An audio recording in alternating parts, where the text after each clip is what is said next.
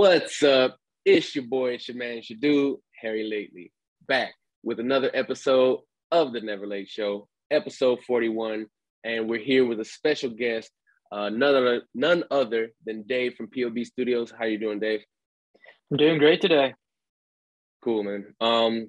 Tell the folks who you are, where you're from, the project that you're associated with. So folks, who aren't familiar, get to know who you are.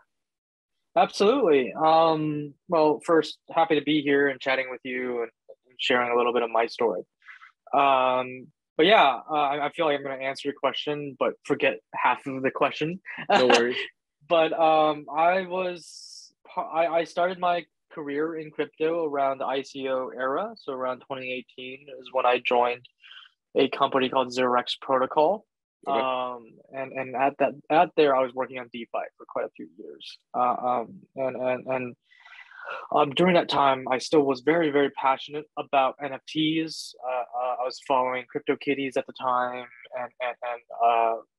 I think Axes were kind of still going on then, right? And there was these great projects that I was kind of following, but I was kind of my main occupation was in building DeFi. But then last year, I really wanted to experiment with NFTs, and I built a project that soon blew up and grew to the point where I was like, okay, we need a studio now to support these projects, support new ambitions. So I left my time in DeFi to work in NFTs full time and founded a studio called POB Studios. And there's currently two of us, but we're all about pushing the needle when it comes to just token standards. We don't even just prescribe ourselves to just NFTs. We have pushed ERC20s, NFTs, 1155 standards. We're just all about experimenting here at the studio. As for our name, Proof of Beauty, it was actually from a random happy hour that we were just talking about NFTs, and we're like, a good NFT almost has like a consensus algorithm. That was like the offhand. It was like, and then I joked, I was like, it's kind of like proving beauty. And then I was like, wait, that's a kind of a cool name. Yeah. And it shorthands really well. So people mostly call it POB Studios, right? We don't even say the full name anymore because POB Studios rolls off the tongue pretty well. Yeah. That's my background. I've been in this space as a engineer for a very long time, and now as a founder and an artist and an engineer. That's great. Great, man. So maybe you could tell the folks more about like the projects you guys are working on. I know that you guys are big in the generative art space, so maybe you can help the viewers, talk about some of the projects and educate the folks on what generative art is all about. Yeah. I mean, let's start with what is generative art, right? Yep. Generative art, there's so many ways to interpret what it is, but I like to think of it as like, why do we do it, right, in the first place, right? And I think there's a means to an end that generative art enables, which is how do you perform and produce art in a way that is personalizable and at scale, right? In the sense that, you can perform if you're a traditional oil painter and you're painting an oil painting, you can only do that one at a time and produce only one piece, right? And that one piece, if you have a client, is very personalized to one client. Whereas I think a generative art algorithm or generative art artworks allows you to pretty much be an artist, performing art, creating art in a way that can be personalized or at least appreciated differently at scale, meaning that instead of just painting one painting, you can produce something that can produce 1,000 variations, right? And then these 1,000 variations each can find its own owner that can appreciate it in a very unique and bespoke way, right? Yeah. And we think about it in that sense, the code part is really just a means to the end. That's how we get the scale, is using code, right? But what it really results in is what I care about, which is being able to tell stories, communicate visual stories, communicate bespokeness, quality, in a sense that as an artist, we can do this to 1,000 people over just 10 people, right? Yeah. That to me is the power of generative art, and that is generative art, right? Like to that level, I make a measure to say it without a visual identity, because I think when we all think of generative art in the NFT space, there's like we have a picture of what it is already, right? But in my eyes, there shouldn't be a picture of what generative art is, because generative art is really just a scaling tool of an artist, Gotcha. right?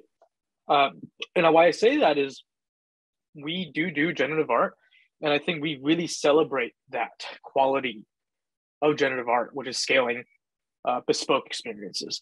One of our very first project is called Hash, and Hash is all about tokenizing a transaction on the Ethereum blockchain as a moment of history and giving you a visual piece of art, like generative art, if you will, right? So we take the gas price, who sent it, who received it, the events, the knots, and turn those into texture, colors, into composition, Wow. right?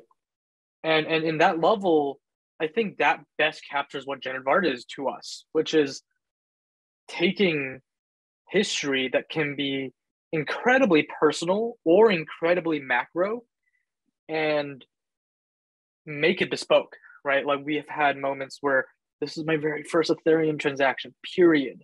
And I have it as a piece of art, right? And that is a fundamentally different experience than like, I own the very first Ethereum transaction, period, right? Like this is the first thing on the blockchain. That is a totally other different experience. And we're allowed to make NFTs, make them something exciting through generative art. Without generative art, this project would have been impossible, right? And that's one of our first big projects. And we've had another big project called London, and London is a little bit complex, so I'm gonna kind of glance over some of the core things, but it has been a celebration of the London hard fork that recently occurred that fundamentally altered how Ethereum works, right? It burns Ethereum. We have all these fancy new mechanics within it, and we made a project that had an NFT that celebrated that whole experience and really memorialized it as a community, as an Ethereum community. And with that, we have a lot of smaller projects, bigger projects. We have a lot more things planned. We support our old projects as well. We don't specifically say we have a roadmap, but we do have internal roadmaps about upgrading these systems. But I hope that captures how we think of generative art, right? No, it definitely does. And there's a couple takeaways from that for me. I can appreciate, as someone who in my, in real life day job deals with, business transactions. And then in the NFT space, I'm definitely an art connoisseur, right?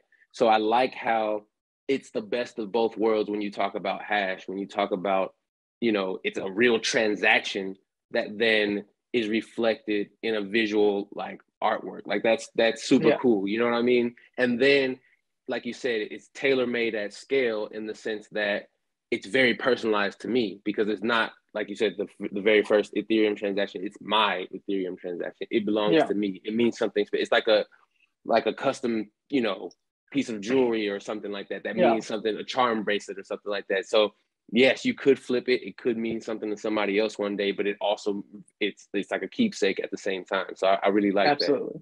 And then when you talk about, like your roadmap, can you talk about some of the things that you have planned, maybe some different use cases that you can, talk about right now without, spoiling it?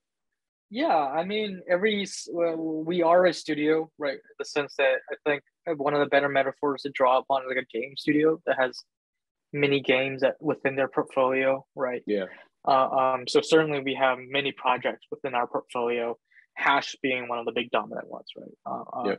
I think we spent probably the first half of this year really focused on Hash and making Hash realize the vision that we had from the beginning, which is Hash as a project is not just about generative art at that point. It's about the story you can tell with art, with history in mind, right? Like, if you were to go and visit our DApp, hash.POB Studio, plug that for shameless plug for me. Shameless plug.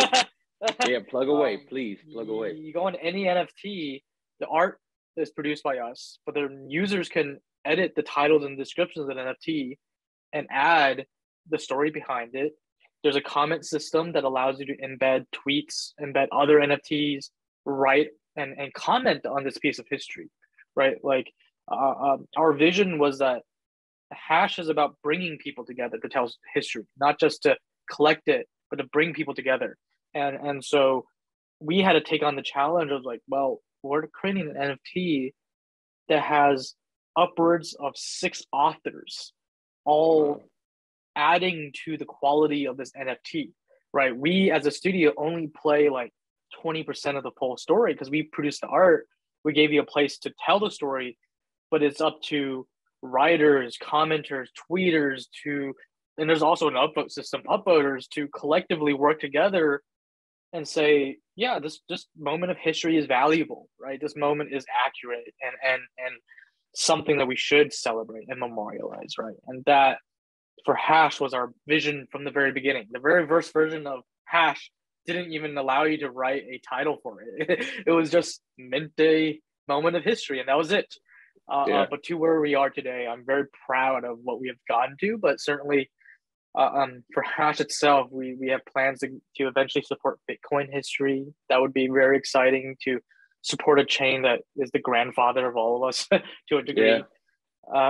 For we also, as a studio, kind of to step aside to say we have a lot of plans for future projects that are going to challenge the status quo within the generative art space, in the on-chain NFT space, and just what it means to make an NFT. That's what we're all about. Is we keep on trying to just say like we're not going to just build generative art. We want to build generative art because generative art is how we tell our stories, right? Like it's like a inverse of thought. We're not a generative art studio. We are a token studio that uses generative art to complete our vision. And to that point, we have certainly some things planned that I'm still gonna have to keep a little bit under the coffers because we're still not ready yet to build. But like I will say that they're gonna be still generative.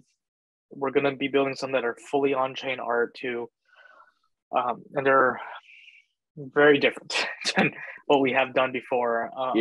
But So no, and you know, before I ask the next question, I definitely want to just call out the fact that I appreciate you just hearing your story. I definitely appreciate you as someone in this space. You sound very thoughtful in your approach to the projects, to the ecosystem. When you think about the actual end user and all the intermediaries in between, you know what I mean? And when you think about when you buy something, you're, at least for me, like I'm buying not just the item, but I'm also buying like the person, you know what I mean? I'm also buying the story and things like that. And when you think about this space, obviously there's a lot of quick flips, get rich quick schemes, rug pulls, all that type of stuff, right? Can you speak to, how important being thoughtful in your approach, and what I love about your response is that the core theme is storytelling, you know what I mean? And I really appreciate the fact that that's something that's important to you. So can you talk about how vital that is to the longevity of our space, for those who are watching, maybe up and coming creators, you know what I mean, who are drawing inspiration from what you're doing? Yeah, and that's something that, for one, it's something that is very endearing to us at the studio. And I will say that, on our what do you call it? On our manifesto, we have a very strong line that, it's like we do things that we believe the community is proving the beauty of our projects, right? Like it's not us exerting or exerting to the world to, hey, this thing is beautiful. We genuinely do believe that community manifests the beauty that is beholden in our projects. But to that quality, I will say that we operate in a world where most NFTs to a quality feel very dehumanized, in the sense that if you NFT, which is about all NFTs are about visual art, right? It's about creating something visual usually. But I think creating anything of art qualities demands a lot from a creator, right? It is not just a expression in two dimensions. It is usually a part of who that person is, to exert it onto something, right? And to that quality, we operate in a world where so many anonymous teams, or even some of them outsource their visual art for their NFTs.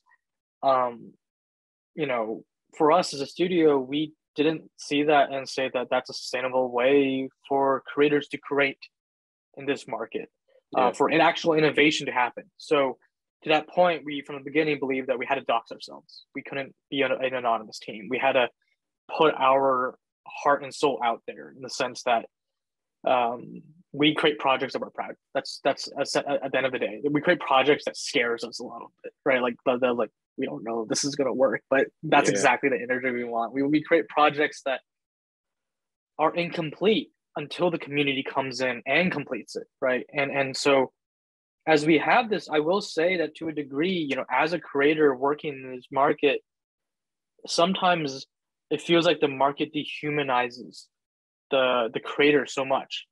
And as creators, I think as a creator collective, we don't do a great job in humanizing ourselves, in the sense that I think a lot of folks are either, you know, anonymous or too kind of propped up in ivory towers due to market performance, right? Yeah. And because of that, it does also engender a quality of fear to innovate and push harder on things, right? And so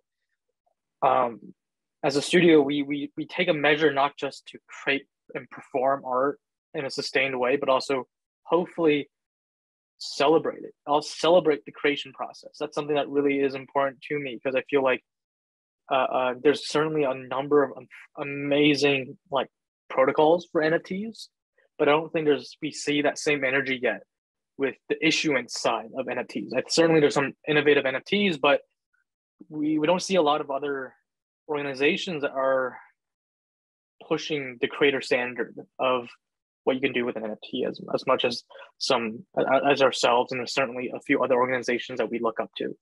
And so we take it as a responsibility to hopefully present what we believe is a good example of ourselves. Not to say that we definitely have screwed up along the way, but we hold ourselves to say that we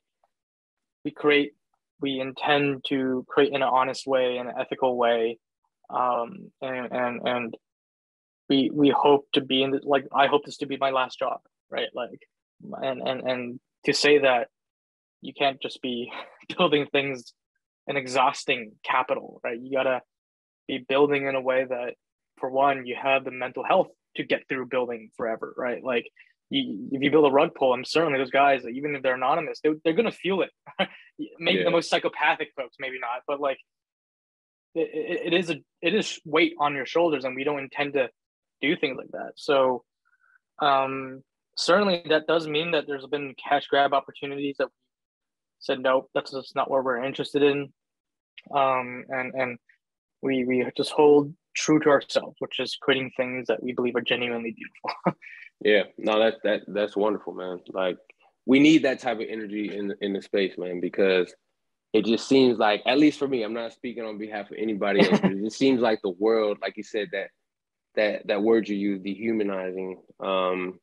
I don't think it's just in an NFT space. I think that's a microcosm that's, you know, that can be arguably seen in other parts of our, you know, our society. So, you know what I mean? It's good to have real, you know, stewards, you know, that actually care about, you know, the people who are collecting their projects. So segueing into that, when you talk about innovation, there is something that we can talk about in terms of collaborating. So here at Redline, you know, we have some things in the works with POB. So I'll let you, you know, unveil, if you can speak about kind of what we're doing with Art Code, and your work, for sure. Yeah, I mean, you know, we've been for one, we've been very, very, very avid and passionate fans of what Redline has produced and continues to produce. I think it has a degree of honesty and degree of just quality that is not found as often within this very controversial and crazy market. So we knew from the beginning when we saw the first art code and the first sample of it, we were like, whoa, this is a stepwise function much better than a lot of things we do have seen. And two is we saw it as a thing that felt genuinely approachable for non-NFT degenerates. That was something that we at the studio really value is creating NFTs that that somebody who doesn't care about NFTs would care about. And we've and saw those pieces and how it also humanizes the creator spirit and all of that. It really meant a lot to us. And so when we got the opportunity to work with Redline for Art Code 2's a main visual piece, it was for us like, well, like we can't say no. and we immediately were like, well, I guess it's time for me to shuffle around our schedules a little bit so we have enough time to do something proper for art code. So we decided that this was I think we were just coming right off of a big release ourselves. So for me, it was actually quite a big reset, just so refreshing to just be creating art again and kind of step aside from all the engineering grit related to building a DApp. But yeah, I mean, visually the piece has been something I've been kind of crawling on my head for months. I wanted to play with a very brutalistic aesthetic, a aesthetic that just feels a little rough, but then like incredible. Because I think for a degree we've seen over the last quite a bit is a lot of very not polished but organic NFTs that I think are of very high quality. Mm-hmm. And I just thought that I wanted to do something that felt a little bit countery in its energy, where it felt a little rougher, a little bit more chaotic, and felt very soulful. Also, like I think you can create generative art NFTs in a very tactical way, where you're like, okay, do this. There's a ticket. There's a list of tickets. You got to kind of go through and achieve what you want to achieve. But creating this for art code was for us a joy, or for me for a joy, because it was literally like, I don't know what I'm going to do next. I'm just going to do what I do and then look at it, feel it out, and then move on and continue to the point where I felt fairly happy with what it was. And certainly work with you guys to kind of get it to where it is right now. Yeah, no, I'm super excited for the drop. I know, everybody has been waiting for this next release, including myself. So I can't wait to get it. I know the viewers can't wait. I just want, to tell you that again, I appreciate you being here. Appreciate your time. Is there anything before we go? Is there anything that you'd like to plug? Please tell the people, where can they find you? Website, social media, please plug away so they can find you. Yeah, I mean, all of our links are on POB Studio. So I think that's our best aggregator of all of our stuff, all of our work. We are on Twitter at Proof Beauty, PRRF Beauty. Hopefully I got that right. But those are our main two places. And just final thing, just want to just give a shout out to everybody who's still here in a bearish market where certainly things have happened and I think everybody has been affected to a degree, and just stick to it and to have the gumption to do so will reward each other as the market grows and matures in the future. So stick to it. Hey, you hear it. You heard it first here. Stick to it, guys. This has been episode 41 of the Never Late Show. Again, thank you, Dave, for showing up, sharing your wisdom. I'll see you guys next week. And definitely go get that art code when it drops. I believe the same day you're seeing this video, it will be released. So as soon as you finish watching this, go to the website and go cop that. See you guys next week. Peace.